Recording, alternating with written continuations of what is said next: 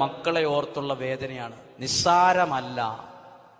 കാരണം ഒരമ്മ വിളിച്ചു പറഞ്ഞത് ഇങ്ങനെയാണ്: എൻ്റെ മകൻ +1 പഠിക്കുന്നവനാണ്, അവൻ സ്കൂളിൽ പോയിരിക്കുകയാണ്, അവൻ പഠിക്കാനിരിക്കുന്ന മുറി ഞാൻ നോക്കി, അവൻ്റെ ബുക്കുകൾ അടുക്കി വച്ചിരിക്കുന്ന സെൽഫ് ഞാൻ ശ്രദ്ധിച്ചു, അതൊന്ന് അടുക്കി നന്നായിട്ടൊന്ന് വൃത്തിയാക്കാമെന്ന് വെച്ച് വിചാരിച്ചപ്പോൾ അവിടെ നിന്ന് ഒരു പാക്കറ്റ് താഴേക്ക് വീണു. എനിക്ക് എന്താണെന്ന് മനസ്സിലായില്ല. ഞാൻ അടുത്ത വീട്ടിൽ അത് കൊണ്ടുചെന്നപ്പോൾ അവിടുത്തെ മകൻ പറഞ്ഞു, മമ്മി, ചേച്ചി, ഇത് കഞ്ചാവാണല്ലോ. ആ അമ്മ ഞെട്ടിപ്പോയി. അത് തൂക്കി നോക്കിയപ്പോൾ 1.5 കിലോ. അമ്മ കൊണ്ടുവന്നിട്ട് വിഷമത്തോടെ അത് മുറ്റത്ത് മുഴുവൻ ഇട്ടു. അമ്മ വിളിച്ചു പറഞ്ഞു, എന്താണ് അച്ഛാ ചെയ്യേണ്ടത്? എൻ്റെ മകൻ ഇവിടെയില്ല, അവൻ പഠിക്കാനിരിക്കുന്ന മുറിയിൽ കഞ്ചാവ് കിട്ടി, അത് ഏകദേശം ഇത്രയുണ്ട്, ഞാൻ എന്തു ചെയ്യണം? അപ്പോൾ ഈ വിഷയം കേൾക്കുമ്പോൾ അവർക്ക് എൻ്റെ മകന് കുഴപ്പമില്ലെന്ന്. മാതാപിതാക്കളുടെ ഏറ്റവും വലിയ പ്രശ്നമെന്നാന്ന് പറയട്ടെ, ആര് പറഞ്ഞാലും വിശ്വസിക്കില്ല. എൻ്റെ മകനോ മകളോ എന്ന് വെക്കും, എന്ന് വെക്കും. ഞാനൊരു കാര്യം പറഞ്ഞു തെറ്റാണെങ്കിൽ എന്നോട് ക്ഷമിക്കണം. നിങ്ങൾക്ക് പോലും നിങ്ങളുടെ മക്കളെ നന്നായിട്ട് അറിയില്ല. അറിയാം, രണ്ടും തമ്മിൽ ആനകുതിര വ്യത്യാസമുണ്ട്.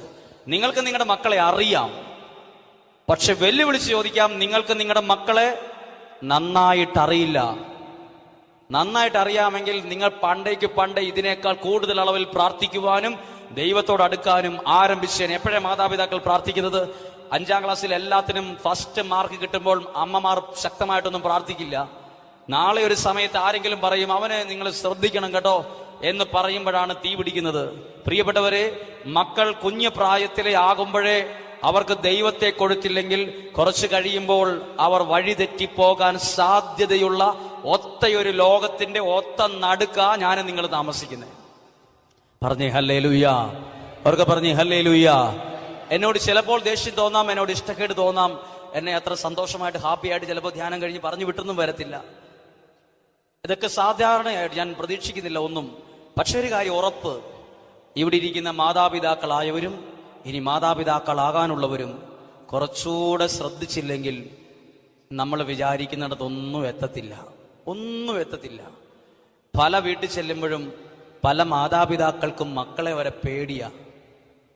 ഒരു പെൺകൊച്ചിനെ കുറിച്ച് ഒരു കംപ്ലൈന്റ് കേട്ടപ്പം ആ പെൺകൊച്ചിന്റെ അപ്പനോട് മാറ്റി നിർത്തി ചോദിച്ചു, ഒന്ന് പറയുന്നത് നല്ലതായിരിക്കുമെന്ന്. അപ്പൊ 2 സ്റ്റെപ്പ് അങ്ങോട്ട് പോയിട്ട് ഇങ്ങോട്ട് വന്നിട്ട് ചെവി പറയുക, എനിക്ക് പേടിയാ പറയാൻ.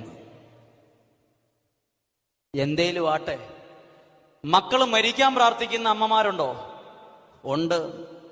മൈക്കിലൂടെ ഒന്നും ആരും പറയില്ല, മൈക്കിലൂടെ ആരും പറയില്ല. ഒരു സഹോദരൻ പറഞ്ഞു, മക്കള് വേണ്ടായിരുന്നു വെച്ചോ, മക്കളില്ലെങ്കിൽ മക്കളില്ലെന്നുള്ള ഒറ്റ ദുഃഖമേ ഉണ്ടായിരുന്നുള്ളൂ.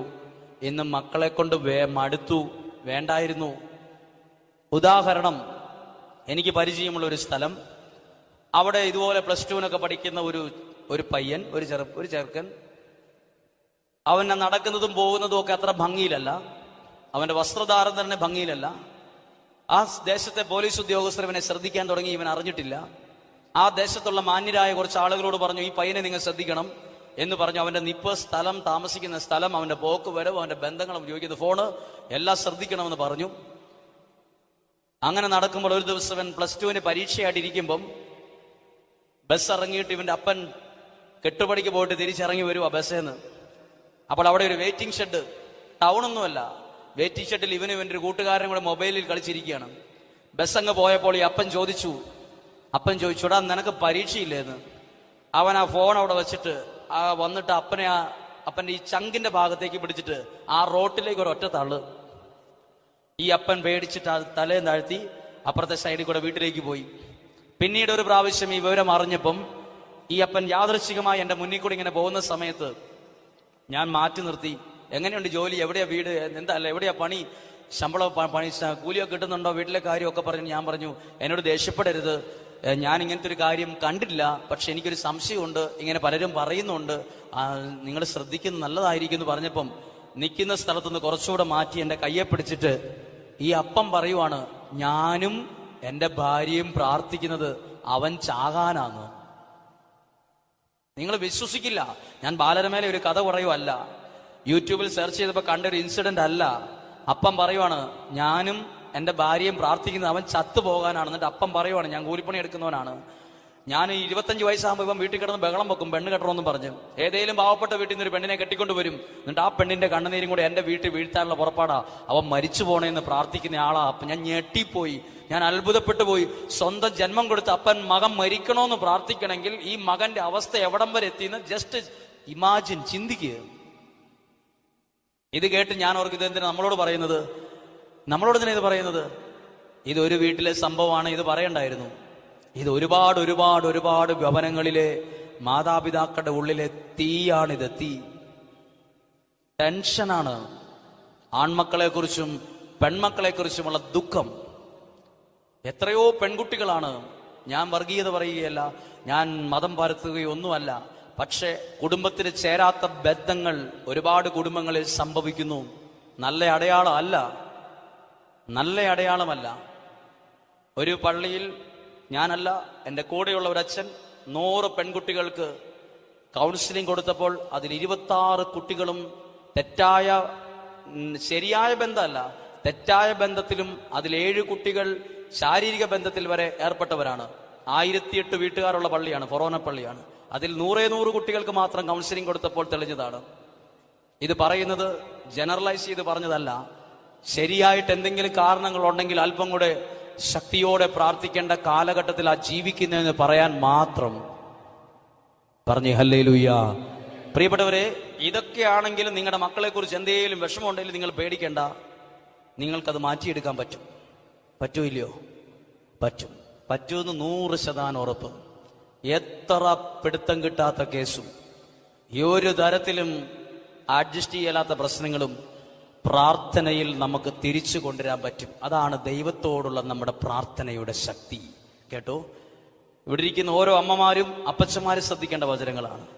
വിശുദ്ധ മത്തായിയുടെ സുവിശേഷം 15-ാം അധ്യായം 21 മുതൽ 28 വരെയുള്ള വാക്യങ്ങളിൽ എന്താ എഴുതിയിരിക്കുന്ന അറിയോ?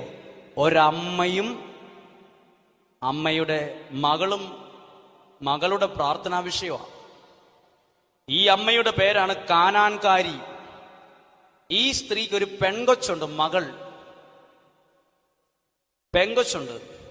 അമ്മ ഒരു ദിവസം ഈശോയുടെ അടുത്ത് ചെന്നു. ആർക്കു വേണ്ടി? ആ മകൾക്ക് വേണ്ടി. എവിടെ ചെന്നു? ഈശോയുടെ അടുത്ത്. ശ്രദ്ധിച്ച്, ഇവിടെ ഇരിക്കുന്ന ഓരോ അമ്മമാരും നിങ്ങളുടെ മക്കൾക്ക് വേണ്ടി ദൈവസന്നിധിയിൽ നിൽക്കുന്നവരായിരിക്കണം. അല്ല ജോലി, പണം, ഉത്തരവാദിത്വം, അത് ഇത് ഓടുന്നവര് മാത്രമാകരുത്. നേരത്തെ ഹൃദയത്തിനകത്ത് എഴുതിയിടണം, നിങ്ങൾ വേണം, അമ്മമാര് വേണം, മക്കൾക്ക് വേണ്ടി ദൈവസന്നിധിയിൽ നിൽക്കുന്നവരായിരിക്കണം. അത്രയും ശക്തിയുള്ളവരാണ് ഒരമ്മയുടെ പ്രാർത്ഥനയ്ക്ക് ദൈവസന്നിധിയിൽ. ദൈവം ഒരിക്കലും ഒരു അമ്മയുടെ പ്രാർത്ഥന ഉപേക്ഷിക്കത്തില്ല. ഹല്ലേലൂയ. പ്രാർത്ഥിക്കുന്ന അമ്മമാരാണെങ്കിൽ നിങ്ങൾക്ക് സന്തോഷിക്കാം. പ്രാർത്ഥന കുറവുള്ള അമ്മമാരാണെങ്കിൽ ഉണർന്നെഴുന്നേൽക്കണം ആത്മാവിൽ.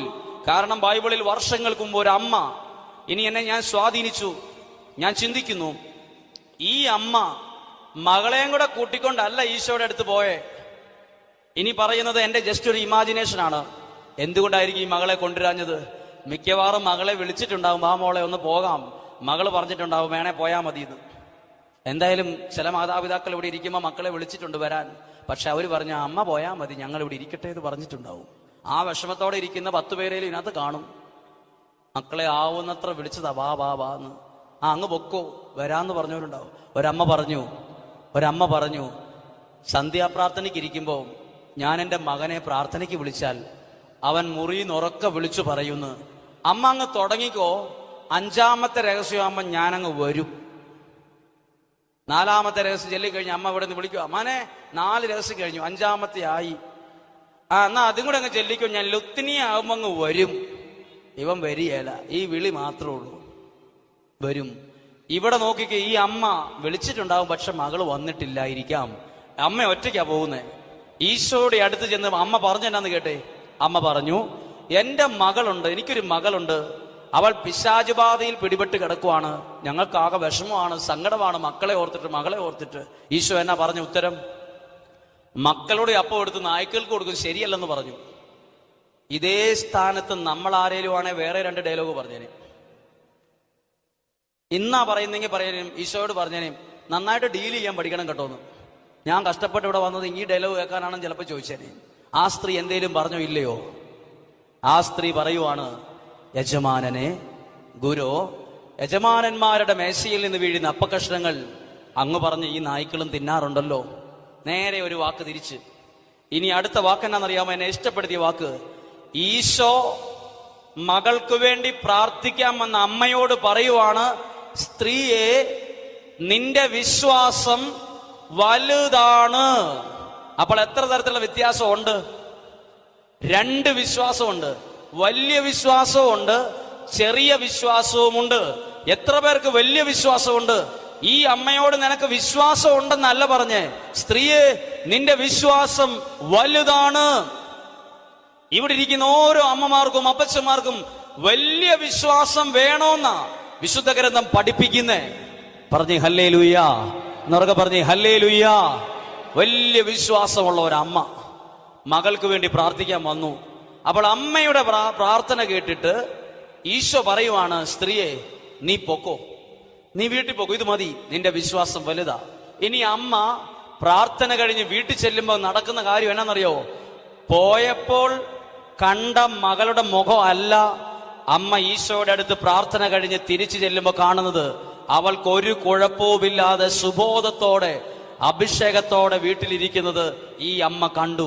ആരുടെ പ്രാർത്ഥന കൊണ്ടാ ഈ മകൾ രക്ഷപ്പെട്ടെ? ആരുടെ പ്രാർത്ഥന കൊണ്ടാ? ഒരമ്മയുടെ. ഇവിടെ ഇരിക്കുന്ന അമ്മമാര് പിശുക്ക് കാണിക്കരുത് പ്രാർത്ഥിക്കാൻ. കാരണം അമ്മമാരുടെ പ്രാർത്ഥന കൊണ്ട് ഒരുപാട് മക്കൾ രക്ഷപ്പെട്ടിട്ടുണ്ട്. നിങ്ങൾക്ക് തന്നെ അറിയാം.